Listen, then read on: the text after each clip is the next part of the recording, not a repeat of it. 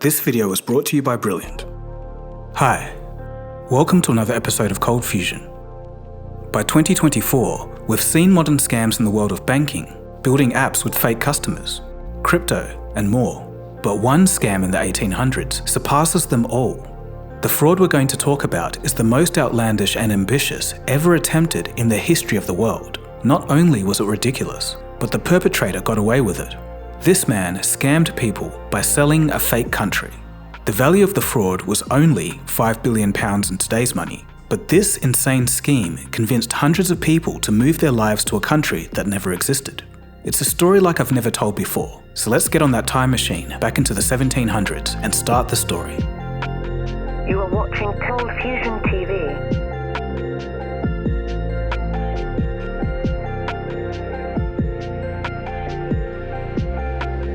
Gregor MacGregor was born in Scotland, 1786. His father was a sea captain for the East India Company. The family did well growing up, so the young man got a taste of the good life early on, but this would influence him in the worst of ways. As a young boy, he became obsessed with all things class and status, and moreover, he was willing to lie, cheat, and scheme his way to the top.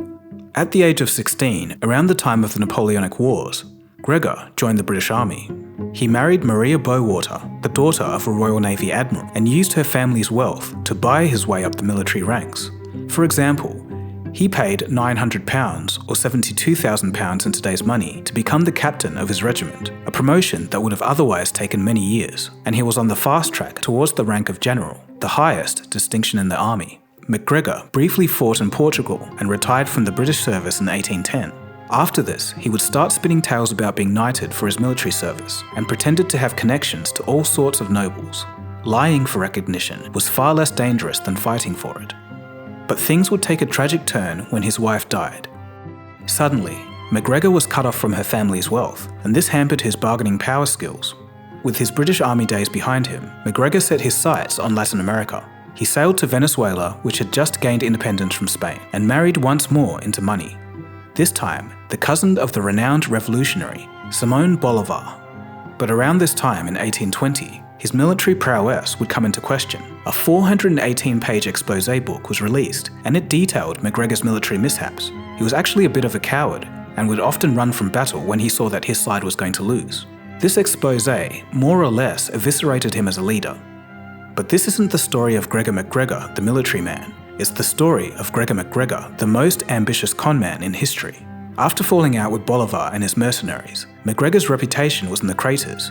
As author Michael Rafter puts it, quote, that any person could be induced again to join him in his desperate projects would be to conceive a degree of madness and folly of which human nature, however fallen, is incapable. End quote. Basically, he's saying because of this guy's reputation, anyone who would trust him is an absolute idiot.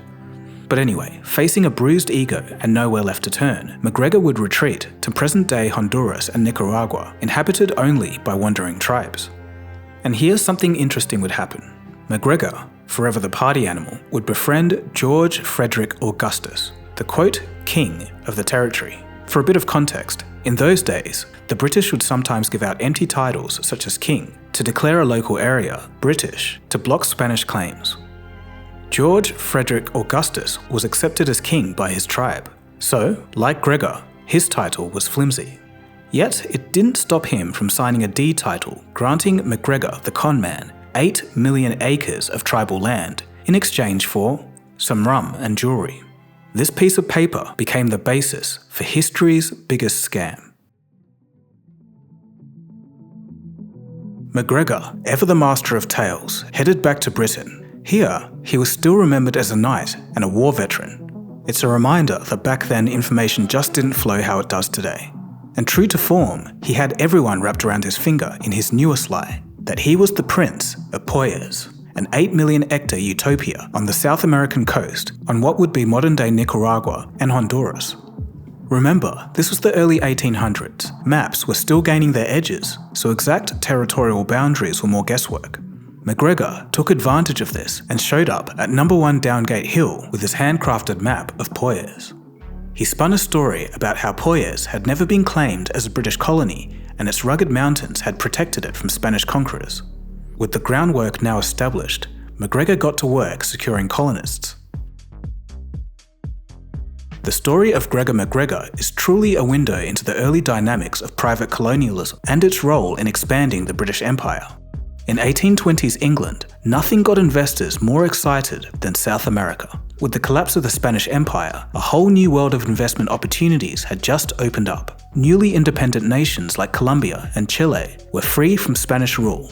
These new nations would issue bonds to investors to support their emerging governments. These bonds offered 6% yearly returns from state-run industries. At the time, there weren't many clear-cut rules about how to recognise these new territories, so the investment climate was a bit of a free-for-all. With dollar signs in their eyes, the English public bought in big. An investment frenzy with the fervour of the dot-com bubble was the result. Many investors had no clue about South America, let alone the economies within it.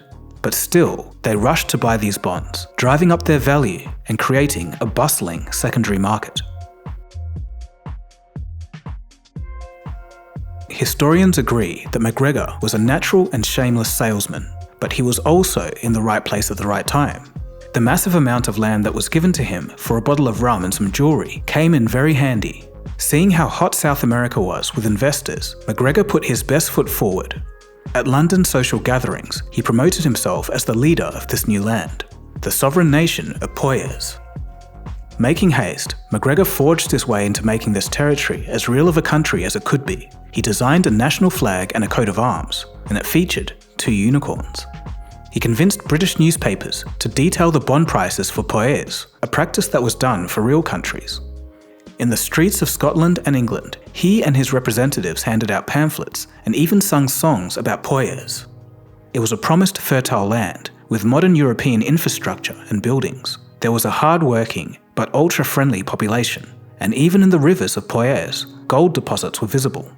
It sounds ridiculous today, but at the time, there was no internet, and even the first phone would be half a century away. The general public had never heard of this place, but there was just no way to verify its existence but to trust the word of a decorated war hero and his official documents for Poers. To top it off, there was a book about Poers, and it concluded that the new country, quote, would rapidly advance in prosperity and civilization, end quote. But the thing is, that book was also fake, written by none other than MacGregor, but with a fake pseudonym. So hearing all of these factors, buying land in this region of opportunity was a no-brainer. Investors believed that they were financing an infrastructure and building boom in a developing country, but in reality, the money just went to MacGregor and lined his pockets. As 1822 wore on, MacGregor hyped up the price per acre, bit by bit, and by October, he offered a £200,000 Poers bond. It had a 6% return, similar to the other governments. However, unlike those countries, Poers didn't have a single tax system in place, so how was it going to pay back the investors? Well, MacGregor obviously had a solution for this. He assured investors that the funding would come from future inhabitants. Plus, because Poers was so rich in natural resources, there would be plenty of export tax revenue. This was the final stroke of genius, or madness depending on how you see it, and the people just couldn't resist. They threw money at him. And that was it. He had now convinced hundreds of eager settlers to make their way across the Atlantic Ocean. Some of them even converted their life savings to fake Poesian currency. Regardless, they set off on a 2-month journey to a prosperous land that they'd never heard of and never existed. The first 70 settlers left from England in late 1822. Another 180 set sail from Scotland in January of 1823, and they were all to arrive at the country's capital, St. Joseph. MacGregor greeted the second group at the dock before they departed. He was there with a charming smile and even offered free travel for all women and children.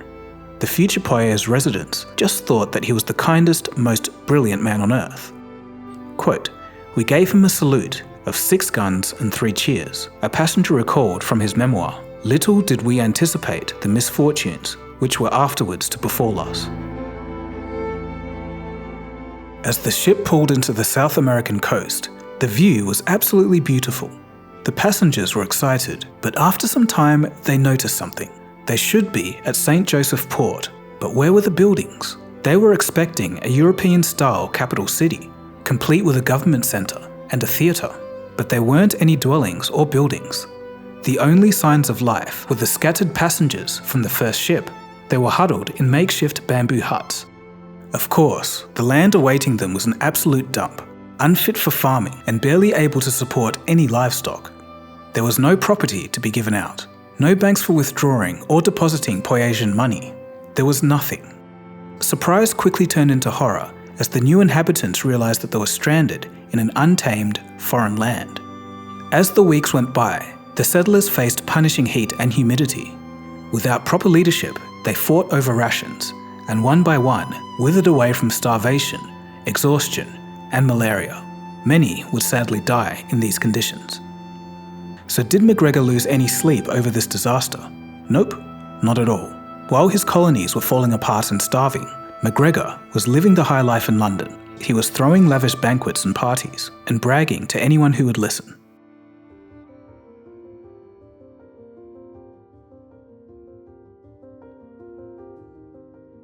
By September 1823, the truth about Poers had finally reached London and the newspapers were printing warnings to their readers. The Royal Navy recalled 5 ships that were heading towards the doomed colony, and the surviving settlers who hadn't succumbed to the elements were rescued by a passerby ship and taken to Belize. Amazingly, the surviving victims who were rescued refused to believe that MacGregor was at fault. Instead, they blamed his colleagues for the disaster. The man was just that convincing.